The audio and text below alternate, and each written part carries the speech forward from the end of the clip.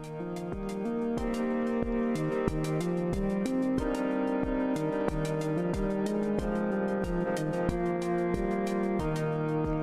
to Internally Guided Life, a podcast to help you unlock a life of balance, fulfillment, and joy. I'm Kayla Sweet, and together we are going to have fun and create change from the inside out. I'm so glad you're here. Hello, my friends. Welcome back. We have a very exciting episode of Internally Guided Life today. I cannot wait for you all to meet our guest. Today's guest is someone that has impacted me already. After the first time we connected, I was just like, wow, so much passion, so much energy, such an amazing story. I could not wait to bring her on, and it's taken us a little while to get here, so I can't wait to be here. We're going to be talking about what it really takes to live your passion, taking leaps of faith, doing what you're being called to do, in spite of all the obstacles, all of the barriers that life tends to put in our way, testing us as we go. And to help us explore this is Shana Danielle, and she has done this. She has moved from law enforcement to entrepreneurship. She's a best-selling author. She helps people with their businesses. She's a coach. She is somebody that supports people and taking their books and their passion and their story and moving it into impact and income, things that we all need. And she's also a mother of 6 and has figured out some way to balance her business with her family, with her passion. And that's a big ask. So I can't wait for her to share her story with you all today. With that, welcome, Shayna. I'm so excited to have you here. Hey. I am so happy to be here, girl. I could not wait. And I know you sent me an email and you were like, are we on? I'm like, girl, it's been on my calendar for minutes. So yes. I'm so excited to be here with you today, Kayla. Well, we're gonna have a treat today. I cannot wait to see where this conversation takes us. But before we get too far into all the details, I would love for you to just share a little bit about yourself and what you do for anyone who might not be familiar with your story yet. Awesome. So I am Shana Danielle. I am a thriving author coach, and I help impact-driven authors increase their income, impact, and influence, specifically with bulk sales. And I'm a wife, as you shared. I'm a mom. We have 6 children in a blended family. 4 live with us full time.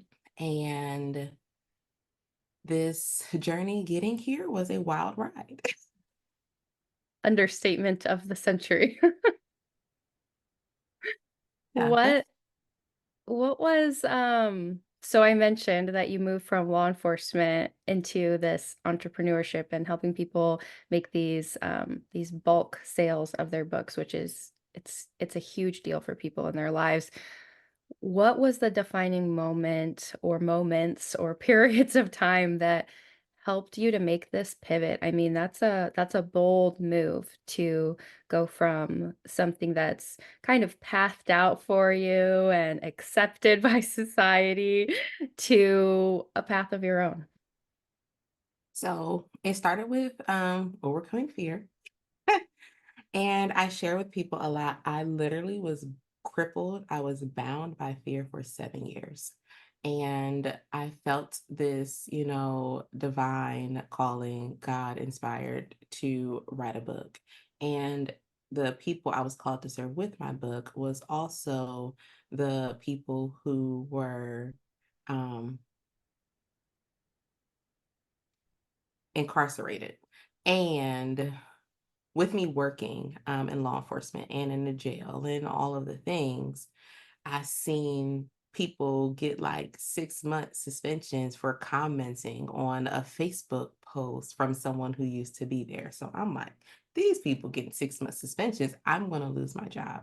And so I just believed all the lies of the enemy. I believed I was going to lose my job. I believed then like this fear cycle that we could spin because we're all great horror story writers. We could give Steven Spielberg a run for his money. Okay. Yes. So I saw myself losing my house. I saw myself in my kids, and we're homeless, and just the mess and the drama, and that's all I saw. So I said, "Well, I'm not doing this." And then, um, for me, it's God. For whoever's listening, whoever you believe in. But for me, God was like, Shana, you're trusting in your job more than your God. I said, you don't gotta talk to me like that. Talk to me like that. Okay, say less. I'm gonna do this thing. And from the time I pushed publish on my book, so I wrote it in 30 days, did the editing, did the pre-order campaign, all of that. But from the time I pushed publish, 7 months later, I was able to quit my job. And so the things that I was scared of in a way came true, but not in the way I thought it would. So I wasn't fired from my job. I quit. It wasn't any drama. It was peaceful. They actually said, if you ever want to come back, come. No, thank you. But um yes, I lost my house, but I sold it, right? Like I didn't go into foreclosure. I wasn't like I sold my house. And me and my family, we moved to Georgia. And how we got to this bulk sales point was the buyer that we chose had COVID. And during that time period, you couldn't do anything, right? It was all these protections and stuff like that. And so the person ended up being okay, but that meant instead of our home closing in August, because we moved down here, it's like June. So then August, I thought the house would sell. It didn't. The house didn't sell till like November. So now I got all these little kids. At this point, everybody was with us. So got all these little kids. So the kids would go to school on Monday. We would pick them up from school on Friday. And we would then drive from Georgia to New Jersey, nursing baby and all, go do whatever we had to do at the house, and then come back late Saturday night, early Sunday morning. So that way the kids could get to school on Monday. And so with that, Mondays and Fridays are out for working and doing all the things I needed to do in business that I thought I would be doing. Weekends where I thought I would be doing events and things like that, that's gone. So I had Tuesday, Wednesday, and Thursday to figure out how are we going to navigate and feed these mouths and keep both roofs going. Mm. And it was bulk sales. It was reaching out to different organizations instead of trying to sell one book at a time, instead of trying to create all this social media content, just talk to decision makers. So 50 books sold, 500 books sold, 175 books sold, right? Like it was those type Mm. of things that kept us going. And then other people, they were like, Shayna, I seen you do what you're doing with your book. I seen you do what you're doing with your 6-year-old daughter's book. Now y'all don't quit y'all job. Y'all out here. How are you doing this? Like, what's happening? And then that launched the coaching space. And so far, we've helped over 100 different authors around the world sell their book in bulk at colleges, universities, schools, nonprofits, all kind of places. Yeah. I just love this story so much because, well, for one, you took something that I feel like a lot of people want to do, which is write a book, tell their story or tell a story or share information. And then how to actually go from having that product to being able to bring in income with it and impact more people. And also for you doing that in the midst of all of these big life challenges, like that takes resourcefulness as well as resilience, right? Like, that is not for the faint of heart. No. Um, what were some of the things that got you through during that time where it was maybe a little bit challenging, like, with some of the unexpected things going on and trying to make this big change and, you had overcome a lot of the mental barriers already, but, life just keeps throwing up more. What did you do to move through some of those harder spaces? Keep going. So one of the things I share with my authors, and I know it might seem, counterintuitive. We want to do all these things. So like I'm supposed to work at the thing, I'm supposed to work at the thing, but like working on you. And I know it's easier said than done, but you just take it down to the most minute, littlest thing that you could do. So for me, it looked like in the mornings, writing down the things I was grateful for, writing down 3 to 5 things I was grateful for. It looked like me speaking kindly to myself and filling myself up with positive affirmations. Um, Sometimes we would do not nice things to people if some random person walked up to us and said the things to us that we say to ourselves. So it's like, why are we speaking to ourselves like this? You're not that. You're like, and a lot of it comes from some of the things we heard in childhood. So in addition to the gratitude, in addition to the affirmation, it looked like forgiveness. Mm, And so, like in my book, Rise, one of the things that I put in the very, very, very beginning of the book, before I like got into the other poems, was I forgive you. And I had to forgive people. Like I could not go on this journey with the weight, with the pain, because I would have left one place and went to another place, still bringing all of that baggage because it's attached to me. And now when I'm having conversations with people, I'm no longer talking to people about purpose. I'm talking to them about pain, mm, problems, just those things. And so it's a real, real short one because I have lots of lengthy poems in this book. But I forgive you, not because you apologized or owned your web of lies, but because I realized it would help the pain subside.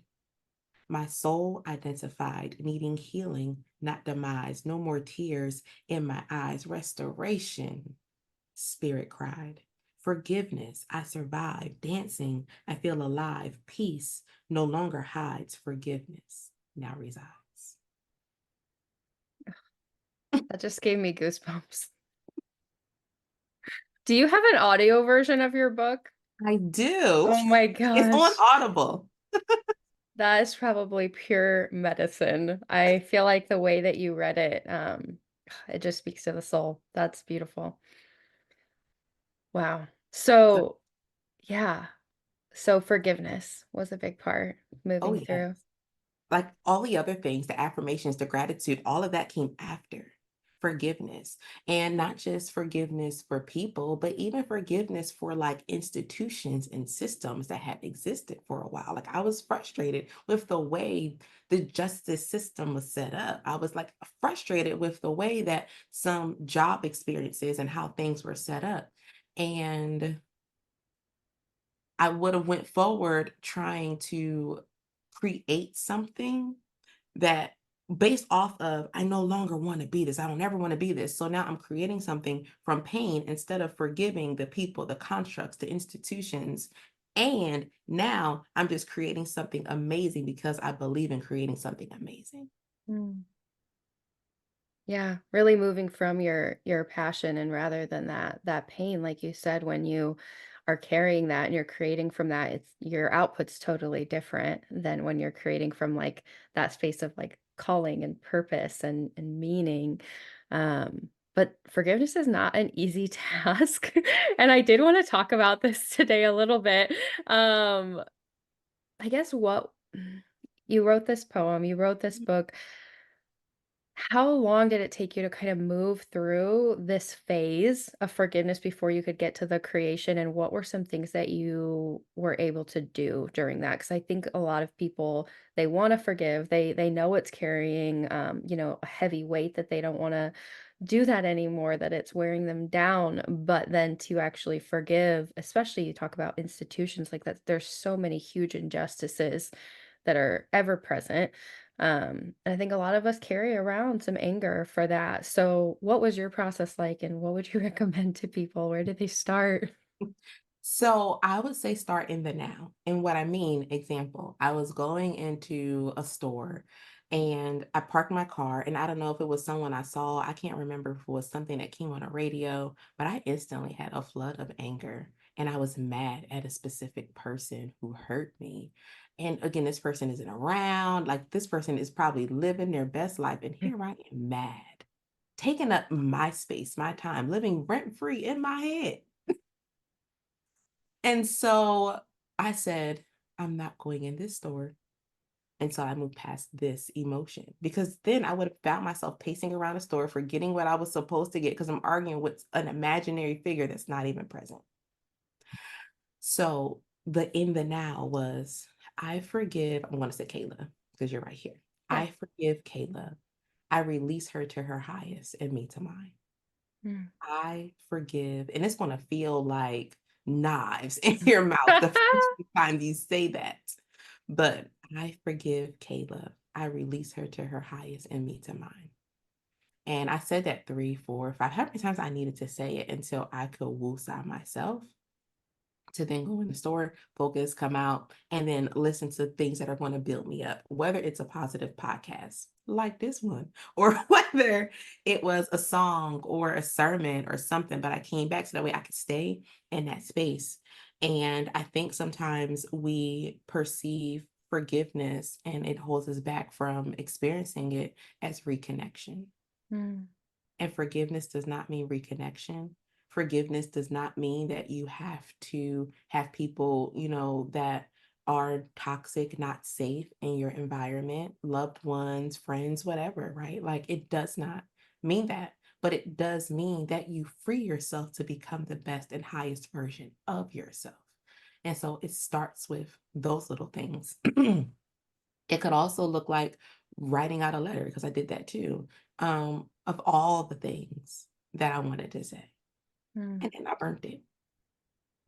I love that. But I had to get it out, had Yeah. to share it, right? So writing it out. And then that I forgive Kayla, I release her to her highest and me to mine. This is like a next level of pain for me in like the Christian kingdom space. It was, and forgive me, God, for holding on to this so long. I repent. Mm, Because for me, if my word tells me I'm supposed to cast my cares on him and stuff like that, and I'm holding on to this is a weight I'm not supposed to carry. I'm feeling so weighed down. I'm feeling so angry. I'm feeling so stuck, but I'm carrying God weight. And my human body does not have the capacity to hold that. mm, And so it was, all right, I forgive Kayla.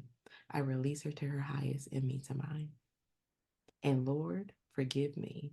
I repent for holding on to this for so long. mm.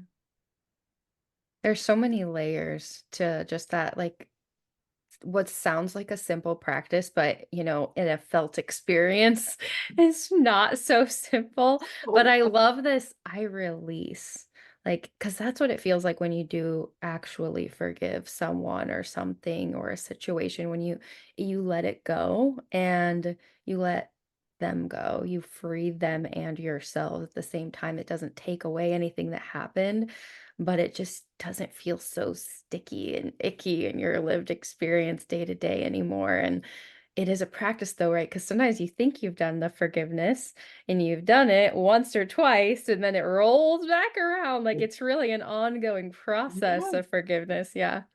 Yes. And anytime you feel that emotion. And then it's like another layer of why. It's like, let's say somebody stole money from you, they stole $1,000 from you. It's like, even if you got the money back, you can't get your sleepless nights back. You can't get whatever other like problems that can't you.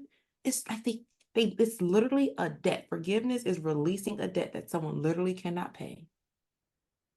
They Mm, literally cannot pay you back for all the pain, the headaches, the internal things your body felt. What? And that's just using money as an example, right? Like, yeah. Ugh. and so now you're holding someone in a imaginary prison, but it's inside of your body. Your body is the prison. I worked in one, and I Mm, said, I'm not getting out of here to go live in one. mm. The imagery of that statement is like hitting me. Yeah. And we do create these prisons for ourselves, right? And forgiveness, part of it is for, letting go of the person or situation, but I think there's also the other layer of forgiving ourselves for having dealt with the situation, having had a person in our lives, having it actively or subconsciously engaged in something harmful, like whether we did it on purpose or not. I think we hold anger for ourselves as well, for some of these things that are going on. What does that look like for you? Did you have to go through any process of like self forgiveness when you were going through Yes, this stage? 1000%, right? Because the other thing is when we start to release forgiveness and experience forgiveness for ourselves, we're also at a place where we're so much more further than when we were when we went through an experience. So like we can sometimes place condemnation on ourselves, where it's like, girl, you should have known better. Man, why didn't you? What were you thinking? But literally, you didn't know. You genuinely probably did not know. You genuinely may have known and tried to extend grace, Mm, but you didn't know that you're not responsible for something like that someone else's actions. Um, so a lot of times when we go through the forgiveness process for ourselves is so much more challenging because we're so much more advanced. We're so much more um we know more. And mm, so we then try to hold our past self for something we know now, but yet we didn't know then. And now it's this like merry-go-round. We're just going mm. around and around and around, and we have to get off. And so the same thing, girl, Shayna, looking at myself in the mirror, maybe envisioning my younger self, I forgive you. You Mm. didn't know. It's okay. I got it now. We're going to be all right. I feel like that's where the real work is, right? And sometimes that's even harder for some of us Mhm, to forgive ourselves, mhm. our past selves, our future selves, our current selves, than to forgive someone else. Because a lot of the people I work with, they'll extend every measure of grace and forgiveness outward, but have a lot harder time reflecting on how they can be kinder to themselves. And you already talked a little bit about like the self-talk and some of that plays into it. Like we're so mean to ourselves, we're so hard on ourselves. Girl. So so we've got forgiveness, part of the book, part of the process to get you to the book. It's in the book. Tell us a little bit more about the book, the inspiration. How was this born and what all does it entail? So, inside of Rise is a collection of inspirational poetry, prose, and affirmations. It's a collection of works from the time I was in seventh grade, right? Just some of the things and how they evolve. So, like, it may not be the seventh grade version of it. So, like, before I wrote it, it's like, okay, let's go through this now. And where are we now? And like tweaking different things. Some of it was inspired by working in law enforcement and hearing horror stories. I am an empath. I can feel how people feel. And so the book is broken up into three parts. Part one is more like just about me and who I am, and then us as women. So like I'm a woman, I'm black, right? So I talk about some of those things like within myself. And then I talk about things that may be a little bit more larger than me in part two. So like part one is Black Poet, it's Barbie, it's Black is Beautiful, and it's on the rise, right? And so this is one introduction to who I am, two different battles that I had within myself with image and how I may have seen myself because of the societal standards that's placed on women. Three, even within my own community, there's like colorism, where like growing up, I maybe was too dark for people within my family, right? And that brought different things, like with me not loving myself. So it's this journey of like realizing, girl, you are beautiful. And now we're on a rise. So then part two, I can, I will, I must. And so in there, I talk about um bigger picture things from like success and time and shoes, right? Like just you don't understand what it's like walking through someone else's shoes. And then part three was more like let it go. But to get here, now I got to talk about taboo topics. Mm, And I watched some of my close friends go through serious domestic violence issues like broken ribs, hospitals, all kind of things. And so just having different conversations with women who went through that, creating a poem about that. Then the fall, in the fall, while I have not used drugs, I worked in a prison. Like I worked with a whole lot of people who did use them. I wanted to know what that experience was like. Like, what is it? I was working on a hospital duty and it was a girl 20, like 3 years old. And she was maybe 16 weeks pregnant. And she's in there and she's clearly, a user. And I'm like, girl, like, when was the last time you used? She says, yesterday. She's 16 weeks pregnant. I Yeah. said, well, how much are you using daily? She said 2 bundles. That's 20 bags of a certain kind of drug that she's using every single day. And she's 16 weeks pregnant.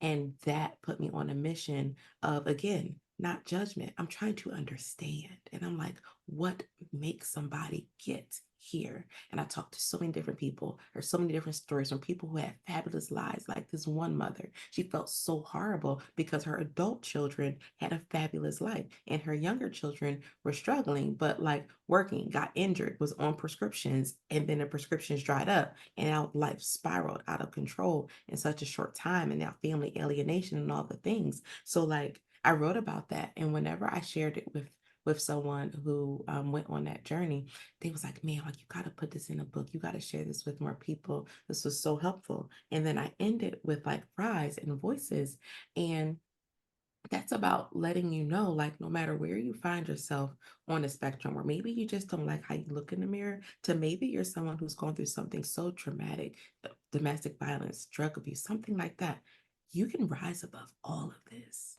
Mm. You are not tied to any previous version of yourself. You can rise above it all. Oh my gosh.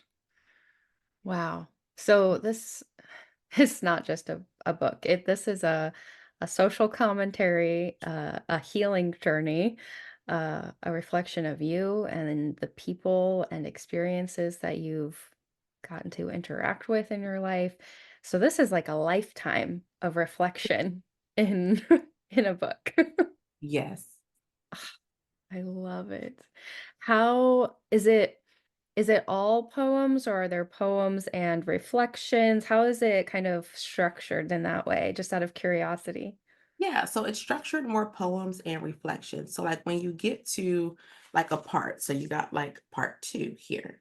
And so in here now in part two, I'm talking about focus. So this is just my commentary about what focus is. And so like focus is a muscle that needs to be strengthened. Just as we get stronger when we lift weights at the gym, our ability to focus will get stronger as we spend time learning to concentrate without distractions. If we're not careful, distractions will ruin our lives before we know it. And then it's like I challenge you to be well rested, think positive thoughts, minimize people's access to you. So this is just a 2-page intro to like what we're going to be talking Mm. about. Then I have different affirmations in here. I will remain present. I will remain present in the present. And so now we have like chapter 5. And so chapter 5 was more about this poem called 400 Years. So it's a quote, it's a poem, and then it's now my thoughts on that Mm. poem. And then you get a scripture and then another affirmation. I can achieve greatness. I love that. It's this like beautiful, digestible, yeah, experience. Like I saw some visuals in there as well. Like there's imagery to kind of ignite the imagination and connect within our heart, as well as these poems. And I love that you have your reflections, kind of your voice guiding the reader through this experience and helping them to see the world from maybe your point of view or your experiences that you've been through and how you've overcome some of this. Yeah. I So love it. like next year, one of the things that I'll be doing with this is I'm going to create a second edition, and it'll be like the 5-year anniversary.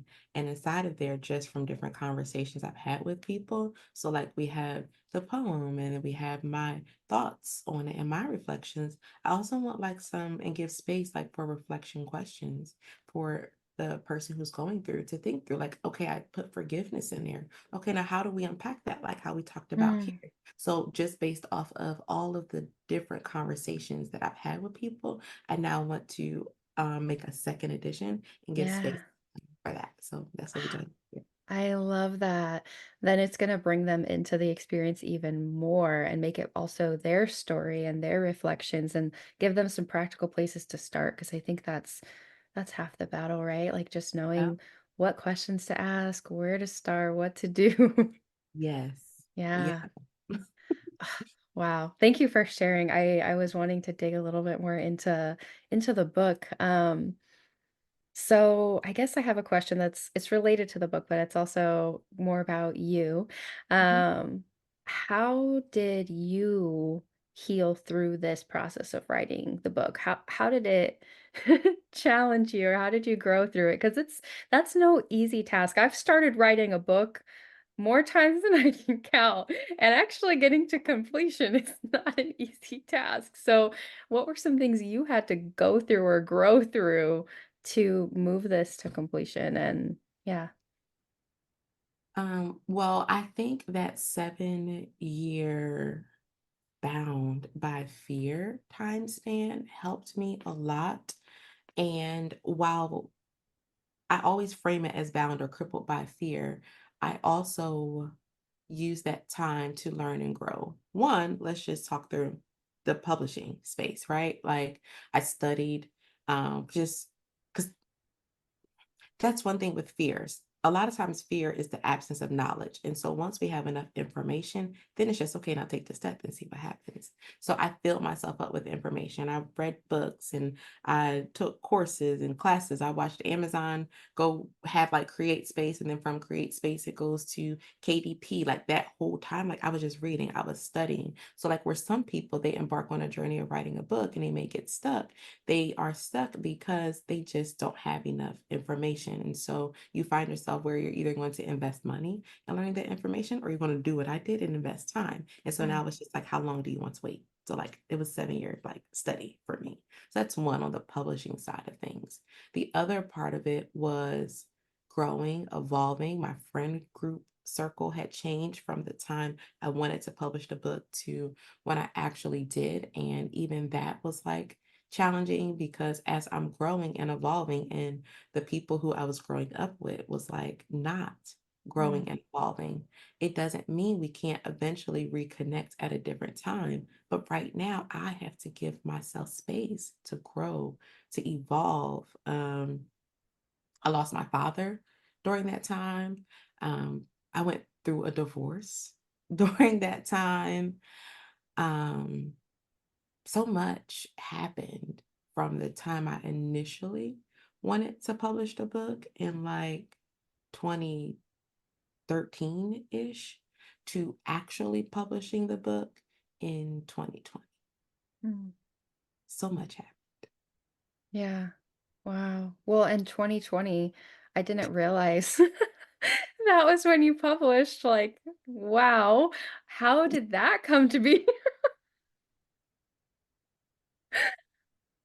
So I had went through a lot of things, and I had my well, a baby. This was my third baby I had in January of 2020 before spit hit the fan. Mm, And while I was on leave, it was in April, and all of the things happened. I got this divine download. It's now or never. Either you're going to do this now, or when you go back to work, this will never happen. So I used April of 2020. I was going back to work on May 2020. I used those 30 days to put my book together. And again, it was this whole 7 year period of just all of these crazy things happening. And then March comes, then it's like the world is just falling apart. And April, and it was like, so what do you want to do? Are you going to do this now? Because if you don't do this now, you're going to go back to work and you're going to get in that rabbit hole and you're never going to do it. mm, So I took those 30 days. I put the whole book together. And my first mission was by the time I went back to work, the book was at least at the editor because now it's out of my hands. So if it's at the editor, if I can get it to the editor by the time I go back to work, this will come about. wow. That's just such an incredible story. And that time where I think most of us were in like shutdown, trauma, shock, like really struggling. So much was happening in the world. I mean, there was the pandemic, but that was like the tip of the iceberg, right? Like we all were suddenly with ourselves and with our social problems and with our personal problems, and everything was kind of bubbling to the surface. And I think one, the fact that you were able to step into your own, like, introspection and power and put this book out during that time is a testament to your personal strength, but then also, like, what a gift because people needed it. Like, they needed that kind of information then more than ever. Like, people were hungry for Mhm. healing, they wanted something different. I think we still do. I think we're Yeah, changed forever yeah, since then, but there was, like, this boiling point that we hit around then, so it's just such an interesting timeline. yeah. I did the audiobook in July of 2020. Like I was just steamrolling through, right? Ugh, And again, we never know whose yes is attached to our yes. And so this month, I talked to a music teacher. She retired like 2 years ago. And I met her at the studio in July of 2020. And she came to me so that way she can invest in my program where I now help people publish and stuff. And she said for her, it's just watching how fast and the amount of impact and the structure. She says, I remember meeting you when you were in the studio recording Rise. Now I want to come and work with you so you can help me. That's just 4 years. yeah, Like, that's 4 amazing. years. And some people may ask, like, well, how did this happen and all of the things? But I go back to those 7 years. How did I manage that fear? Did I Mm, just let the fear just keep me stuck where I didn't do anything? Or did I use those 7 years to at least do the work within me? And I think about a bamboo tree, where that bamboo tree analogy, where you hear about how it grows under the soil for 5 years. So you're watering something that seems like it's not doing anything, but mm, it's the work that no one sees. It's that season of obscurity. And when it breaks through the soil, it will grow 90 feet in 5 weeks. mm. That is so powerful. It's those little steps. I'm feeling like a synchronicity right now because I had just reflected on this the other day where I was talking about and thinking about how it's the little steps we take when it seems like nothing's happening that are actually when the change is happening, but it doesn't feel like it in the moment. So you having that 7-year stretch where you're really able to look back now and see that's when the work was happening. You just didn't have the benefit or the result. It was delayed. Yes. But I was doing the work on me. I was becoming familiar with the publishing space. I was becoming more of a person who could handle the weight of this, right? Like, because when I came out to publish a book, I didn't come out to be a publisher. I didn't come out to be a coach. I didn't come out to be any of that. We just never know whose yes is attached to our yes. And so then I published my book and it's available October 2020. Cool. Here we are. Thanksgiving. I'm doing all these events now because the weekends, and it's like I'm outside because we couldn't do too many things inside. So whatever farmers market or something was happening, I'm out here like, hey, did my book launch outside, people wearing masks in the pictures, or all listen, all of it. And my daughter was watching. Mm. She was 6. Thanksgiving comes. Mommy, I want to write a book too. You do? Well, what do you want it to be about?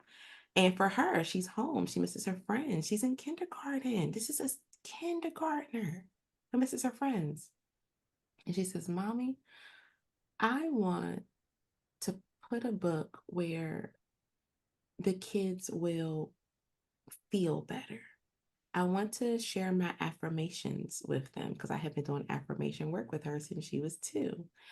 And we ended up putting what she entitled, I Love Myself.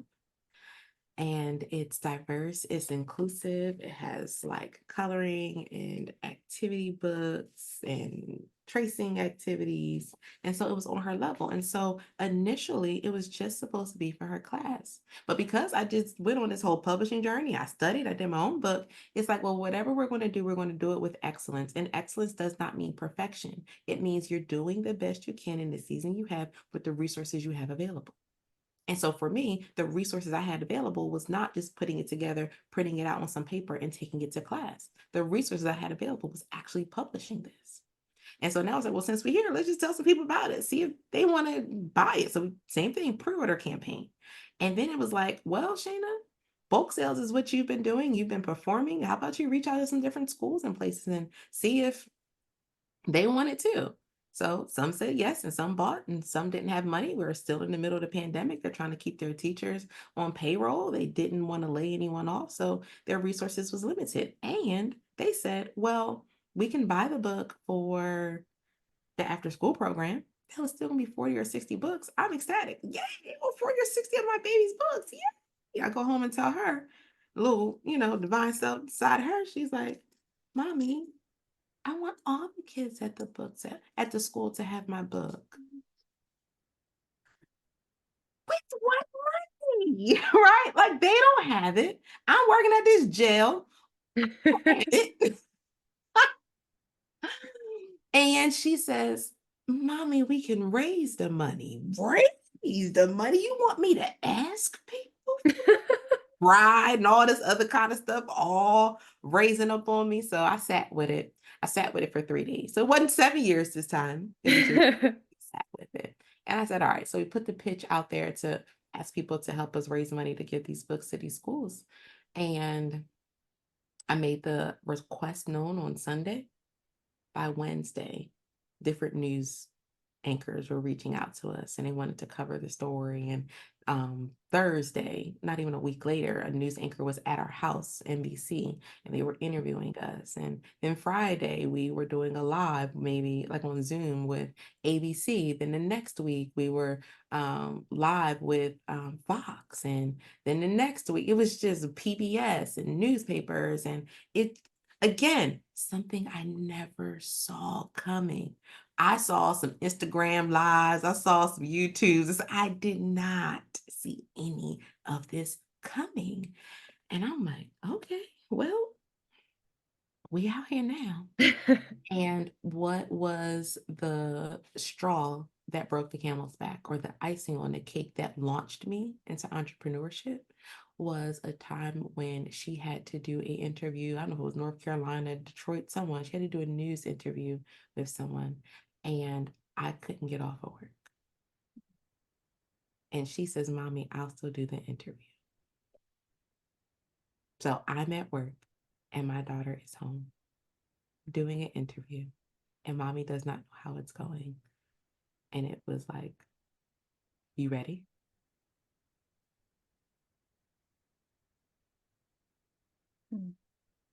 So that is what launched me and had me turn in a letter of resignation that I had wrote months prior. So February of 2021, I wrote my letter of resignation because I knew I wasn't going to be here. When I wrote my book in 2020, I wrote my book from a place of when I was a correctional officer.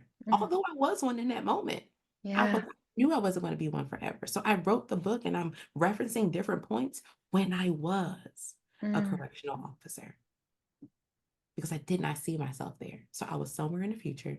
I look much better than I look right now. We talk about, manifestation and all that kind of stuff. And some people in the kingdom and Christians try to say, oh, well, manifestation is bad. But like, what is faith then?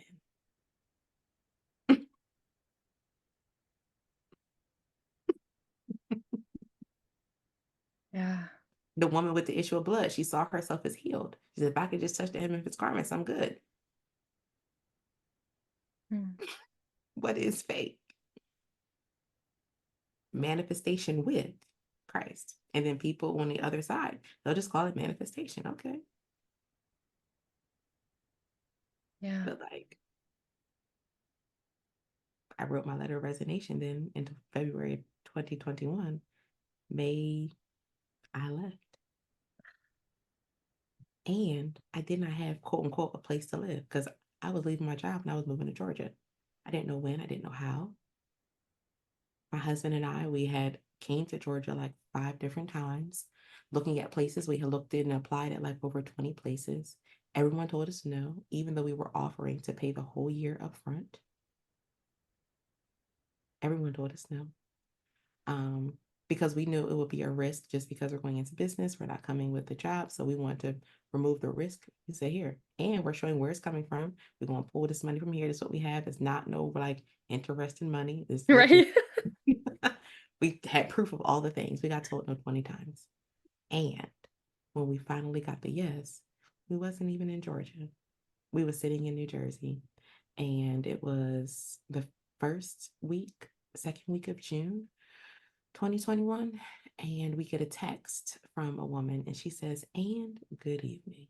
Like literally, "and" was her first message. I'm like, who's this person? So you know what? Let me go ahead and send a message back.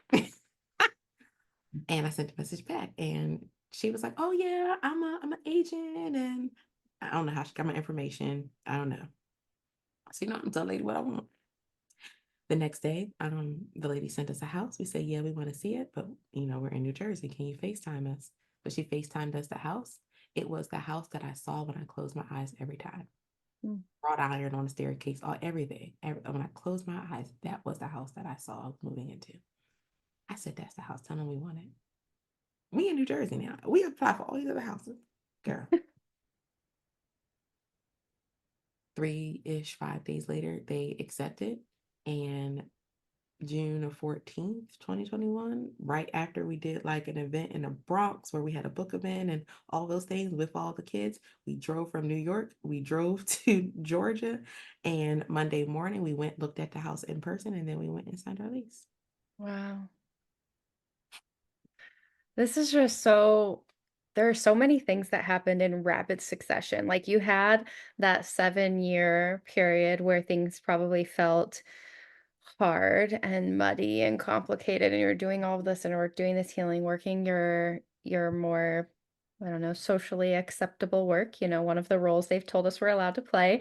And then you take this leap, you get the book out, you help your daughter get her book out, which this is one of my favorite parts of the story. Like the first time I heard about your daughter and her heart and the way that she wanted to make sure kids had the access to her book so that they could feel better about themselves. It tears welled up in my eyes. Like she is a force of her own. And you're right. Like she was watching and she was inspired. So you have this, your book, her book, resignation, move, house that comes out of nowhere at the perfect time. That's your dream house. How does it feel like looking back and reflecting on this? Like this episode's all about like taking that leap and following your passion, which is scary. And you talked about those years of fear, but now I mean, life is still life. There's still challenges, but you can look back and see the way that things have shifted for you, for your family, for the people you're impacting through your business. What does that feel like now as you're looking back at all of this? It provides so much hope for now. So, like, as we grow, as we go on these journeys, we're always going to have different problems. In that time period, I can look back on and I can say, you're living the life you used to pray for. Mm. And that gives me hope for the prayers I'm believing for now. Yeah. And we all need that, right? Like life's always going to bring new challenges Yeah. coming to the door, but yeah, so you're using your own story, your own experience, your what happened when you trusted, when you stepped into the unknown because your heart called you there, like you saw the result of that once before, so now you know what can happen even when you're in those places where it might not feel like anything's moving again. Yes, because if I believe that I'm truly called to a certain thing, a certain destination, a certain purpose, however we want to frame it, I have learned that I'm going to get there. And even if I make a misstep, I know that if I made that step in faith, it's going to be used and it's going to work together for my good. And if the space looks like getting to a shore and I'm on a boat and the boat falls apart because of the storm, I'm getting to the shore on the broken pieces. Mm, wow. How do you I imagine that when you're working with people who are wanting to get their books out there, you're doing this coaching space. I imagine they're going through a lot of these Hmm. processes.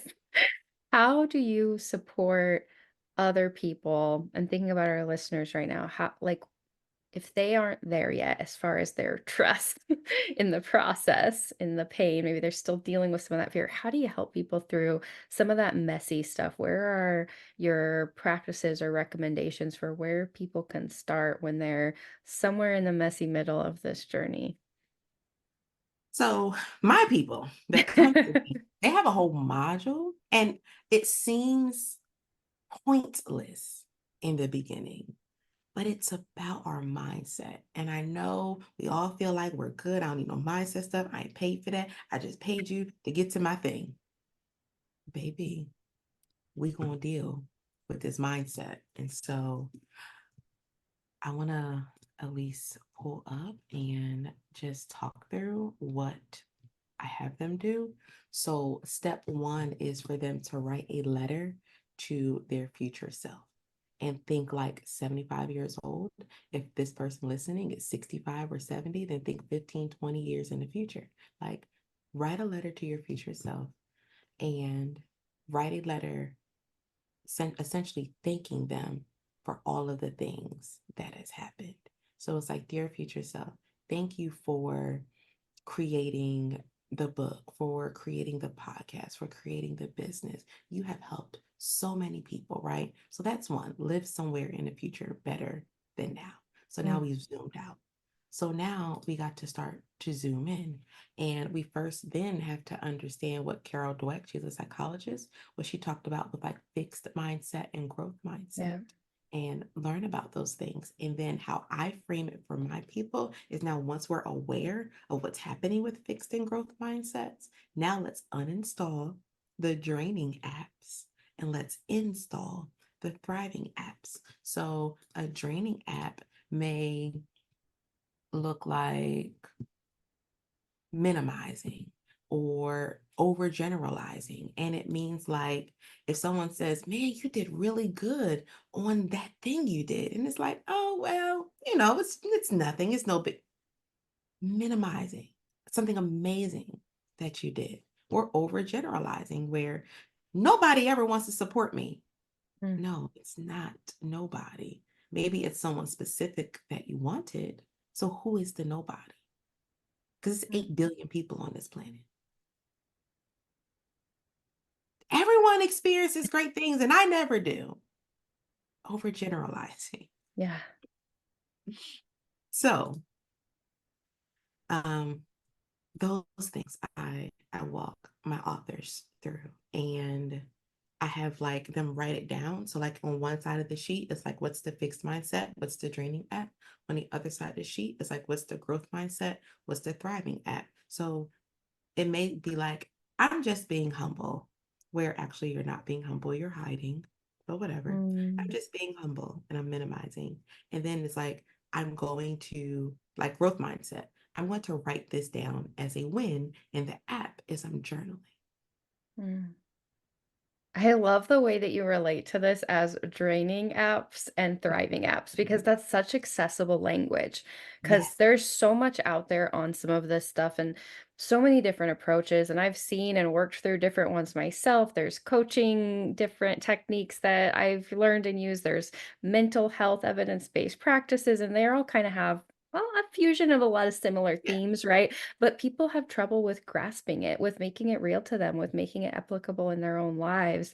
And that's so relatable. Like when you're in these programming, you're exhausting yourself. You're not stepping into who you could be, who you want to be. If you want to transition, you've got to go over here to this thriving space. And this is how you do it. And I am in love with the fact that you have your authors do this because I don't think that's what people think when they think, oh, she's going to help me get published. Like, it's not just about the book, it's about them. I love that. Yeah. Another activity that I have people do is um, scripting. And so, if you were living your ideal life, what does that look like? And you could write it in third person, you could write it in first person. It doesn't really matter, but it could be like Shana is doing speaking engagements around the world, and she's helping so many authors thrive, not just in business, but in life. She wakes up at 5 in the morning and she like literally scripting what your day looks like even if that's not what you're living right now. It took me Mm, like 2 years to get to the point where I finally started like waking up at 5 in the morning, but I was reading that this was who I was. mm. I love And I have it so accessible, right? So like on my phone here, you'll just push this note and it'll take you once my morning success, my ending success, different affirmations inside of here. I can always do something about my situation. Money is something you think and do. I am open to money making ideas, right? So that's in the construct of money. I have intellect beyond all imagination.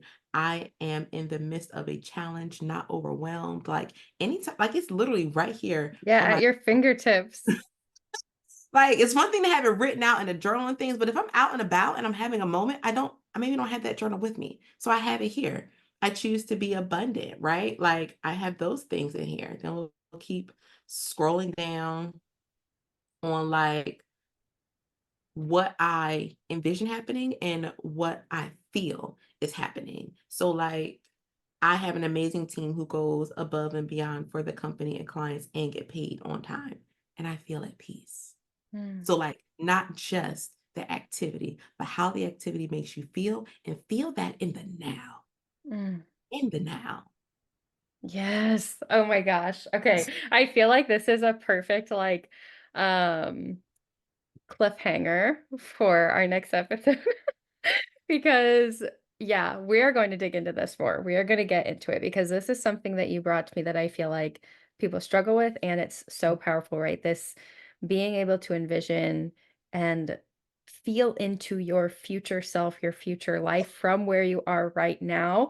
And you already shared some practical tips, I think, to get people kind of processing this and to get Yeah. them thinking about their mindset and shifting a little bit. So, anyone who's listening, I'm going to encourage you. One of these activities that Shayna has shared, you need to give it a try, work with it, because we are coming back. We're going to be doing 3 episodes together. And the next episode is going to be about living in the future while you're navigating the now. And it's going to be so juicy and so practical. And oh my gosh, I have a little bit of like an inkling from what Shayna and I talked about when we first connected. And I think it's going to blow you all away. So sorry to leave you on a cliff note, but I guess you'll just have to subscribe and come back and follow Shayna in the meantime.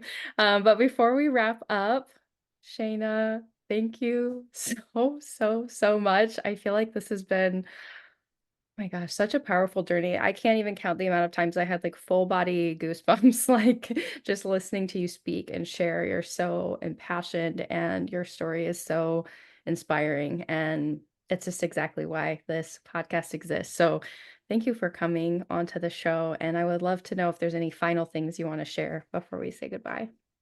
Um, I just want to share with the person that's listening. Just know one, you're doing so much better than you think you are. You are doing so much better than you think you are. Give yourself some grace.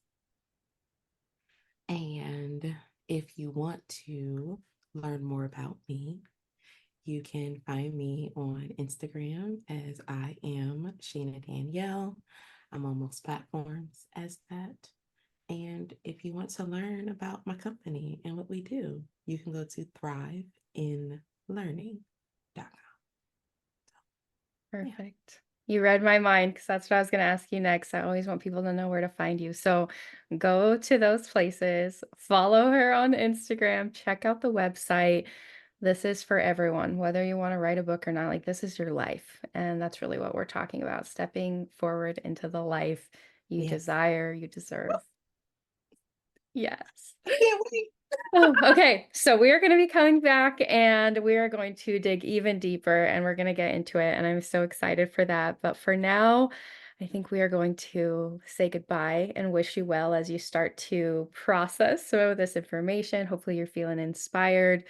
Don't leave it in the listening. Bring it into your life, bring it into practice, do something to make a change for you. Share it with the people around you. If this inspired you, if it connected with you, share it with the people out there. We all need to hear this stuff. So, with that, I want to say thank you all. I hope that you take such good care of yourselves and now you have some new tools to do that.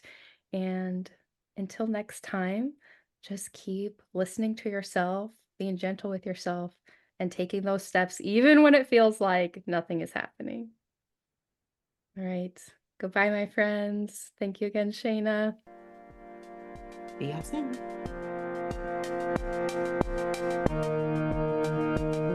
Thank you for listening. If you want more resources on thriving in your life or want details on working with me, check out my website at internallyguidedleadership.com or follow me on Instagram, Facebook, or TikTok at Internally Guided Coach. Be gentle with yourselves out there, and I'll talk to you next time.